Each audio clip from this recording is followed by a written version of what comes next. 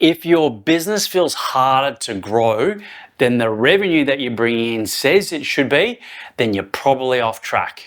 If you simplify business right down to its essence, there are really only two paths. At any given moment, you're either on the green line and on track, or you're on the red line and you're drifting. Now, here's what most people miss. The red line doesn't look dramatic from the inside because it's not a big cliff.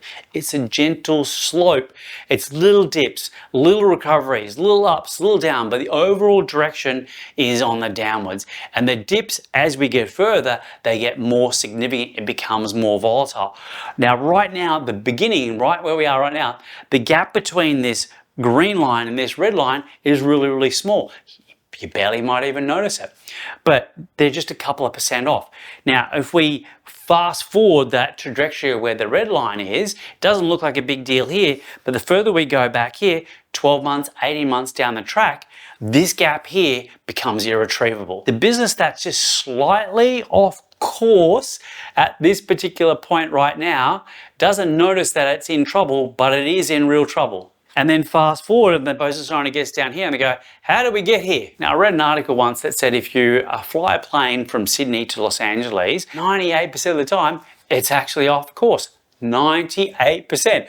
So how does it actually get there? It gets there because it identifies when it's off course and it realigns, and it does that constantly the whole flight. Business is exactly the same. You are going into drift. That's guaranteed. The question is not whether you go off course. The question is how fast you notice and how fast you can course correct.